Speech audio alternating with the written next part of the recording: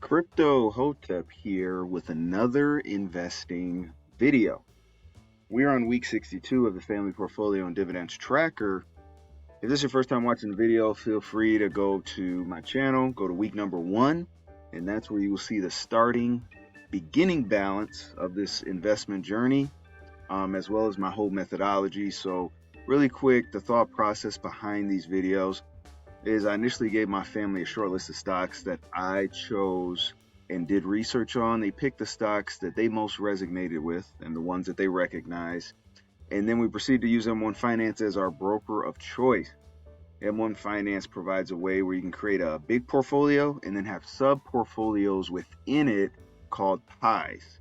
Each one of my family members has a pie of his or her own stocks of their choosing. And every week we document this investment journey. And the reasons for this documentation is strictly for my own benefit and my family's own benefit. And hopefully they're helpful for you, but it's to document the investment journey, discuss things like emotion, how we're feeling about the markets, our recent buys, recent dividend activity, and just overall keeping track. If these videos are helpful, feel free to like, subscribe, comment. That helps me out a lot. It helps the channel a lot, but by no means is this financial advice, guys. But if you aren't using M1 Finance, feel free to use that link below as well. But before we go to week 62, we always go to the prior week, 61, to see where we were at. So week 61, we were at 2351.80 in the balance, and that equated to a year-to-date return. Let's see if I can get this in here. I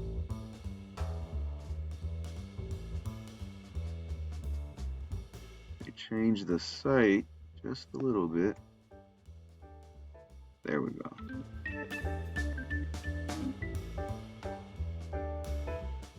There we go. Money weighted rate of return of a negative 1.28%. Dividends earned were $10.46. Market gain was a negative $36.13. So this week, week 62, we are back in the green. So we're doing the old teeter-totter, back and forth type of thing. That's why this whole investing and trading, you got to have a strong stomach for it. You got to be able to ride the waves, whether the waves are going up or crashing down. You have to be able to ride these waves because it'll go back and forth so much.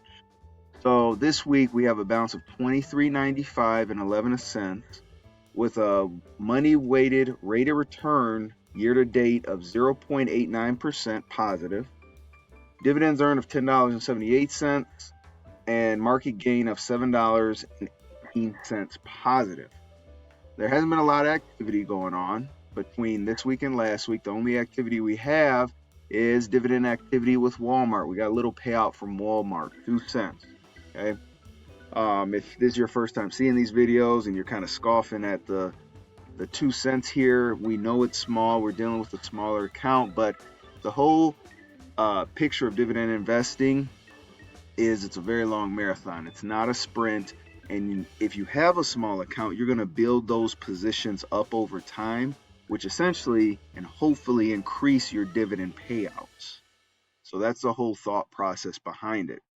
If we go to our holdings, we can see our holdings here currently. We have a total of 55 positions. Cost basis is $21.95 and 59 cents. The value is $23.95 and 11 cents. We have an unrealized gain currently of positive 9.09%. Now, with our dividend income, currently we have a total dividend income of $30. So how M1 Finance does that is they add the paid income, the pending income that's going to come up, and then the estimated income for the rest of the year. So they add these three totals out, and that gets to your 30. This could increase, it could decrease. But more than likely it'll increase if you increase those positions. This will essentially come up as well. And then we can also see what we're going to get paid out in the next month here in June. So we're going to get some payouts from McDonald's. Pepsi, and Pfizer, just to name a few here. And we can see the estimated and the pending right here. Okay. So let's go back to our portfolio. And as always, guys, we go bottom to top. And at the bottom is my wife. But again, she has a fantastic year-to-date return on her portfolio. So we'll jump right in here. My wife's stocks here currently are sitting at $247.13 with a weighted rate of return of a positive 7.96%, almost 8%. Dividends earned of 46 cents, I should say. Market gain of $13.36. So again, anchor has been Celsius. Celsius has been holding strong above $30 for the past 2 to 3 weeks, holding very strong above that mark, and it's been pushing and helping my wife's portfolio immensely. Pepsi is down over 12%. I think Pepsi's at a buy right now. I do think Pepsi is at a good buy now. Tesla, hello, green Tesla now. So Tesla is green again.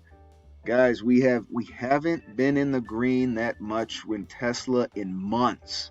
It's good to see Tesla being in the green again. A lot of positive news with Tesla, especially related to Elon Musk. He's going to have his leadership or return his leadership to Tesla. He did step away from the Doge operations with the government, and he will be devoting more time to guiding Tesla.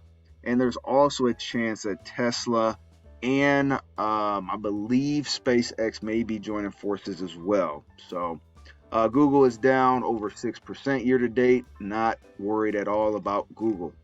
Let's go to our middle stock. Our middle stocks, they're down over 2.7%. Dividends earned of $1.44. Money weighted or market gain of a negative $7.22 with a balance of $264.30. So the biggest Achilles heel is Target. Target's down over 27% currently.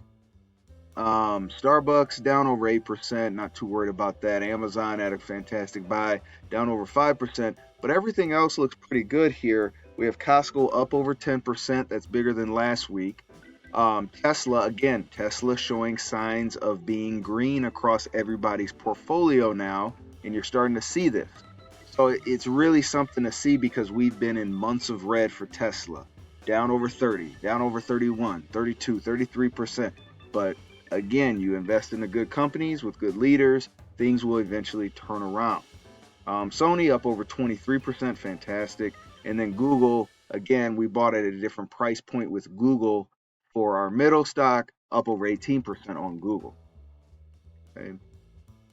Our youngest is up over 4.63% year to date. So in the positive, love to see it. Dividends earned of 87 cents. Market gain of $10.50 with a balance of $314.15. So currently, as we said before, Tesla, we finally closed the gap for our youngest on Tesla, up in the green now. So 1.05% positive here. Sony up over 28% on Sony. Apple still down on Apple currently, down over almost 18%. Starbucks again down over 8%, but Costco doing what it does best, up almost at 15% year to date on Costco. All in all, fantastic portfolio here. We aren't doing a thing to it. Let's go to my stocks here. My stocks year to date, money weighted rate of return is a positive 3.5%. Dividends earned of $6.13. Market gain of $17.22 with my balance sitting at $783.31. So technology is closing the gap. We're closing the gap on technology here. NVDA had fantastic earnings this week. They blew it out of the waters here. Per usual, though. That's usually the case. And if you remember, we bought some NVIDIA last week as well. So up over 9%, almost 10% on NVIDIA. Microsoft up over 14% on Microsoft. Broadcom up over 9% on Broadcom. Coinbase doing what that does, 0.22%. AMD finally showing life. And then Meta just continuously doing the Meta thing there. Okay. Going into some other sectors here. If you've looked at my portfolio now, we're starting to close the gap not only on technology but consumer and staples. We've closed the gap on everything else. Finance, green. Industrials, energy has always been green. Restaurants and food, green. Real estate, finally, green. Pharmaceutical, green. And then growth stocks have been green over the past, I would say, month or so. So it's good to see. We're starting to see a lot more green here in the portfolio. And again, it's just sticking to your guns, having a plan, sticking to that plan, and continuously buying into these established and well organized companies here. So, we go into restaurants and food. We have the GOAT, Coca-Cola, up over 15%. Texas Roadhouse, almost up over 20%. Hershey, down over a little bit over a percentage right there. McDonald's, up over 8%. Domino's Pizza, 13%. Smuckers, almost at 5%. And then Starbucks still down. I still have faith in Starbucks here.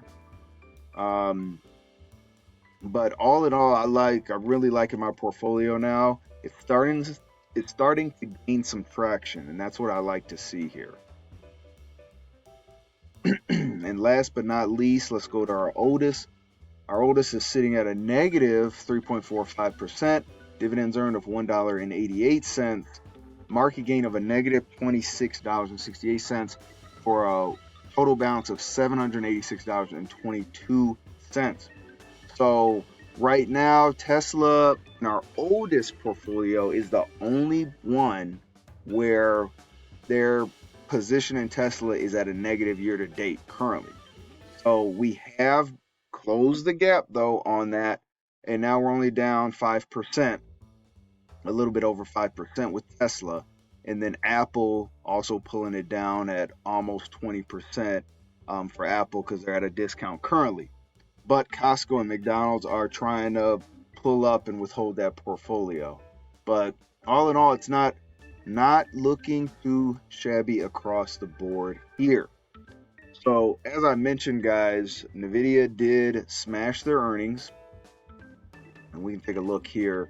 So their earnings came out yesterday, and they beat their earnings per share by 6 cents. And then they also beat their revenue by $813 million. Very, very good numbers. And if you want to see a typical, like a quick little snapshot of what they've been doing, this is what NVIDIA has been doing over the quarter. This isn't new at all. This is what NVIDIA does. Earnings per share is like their time to shine. And especially with the AI and the chips manufacturing, this is NVIDIA's playground, and I believe this is a very good stock to be holding for the long term here. So again, not financial advice at all, but they do have very good financials. NVIDIA does, and it's a very good, right now, price is only at $139 for NVIDIA. I think it's a really good time to get into NVIDIA. I really do. One last thing before we let you guys go here. I looked at a couple things here, and I looked at a yearly chart, and it was very impactful, if I'm being honest, about what investing can do across the longer term. So again, year to date, we're at 0.89% positive, but over the year, the whole portfolio is up over 17%. And if you look at this, our balance this time last year was only at $658. Now, 1 year later, we're at $22,395.11. It's just amazing what that can do, what investing does to money, and how it's very easy to grow your money very consistently and successfully by investing in these companies. This was just an eye-opener for me, and I did this when I looked at my kids' portfolio as well. But just something to think about, guys. But as always, we're ending the video, $23.95 for the ending balance for week 62. As always, guys, thank you and happy investing.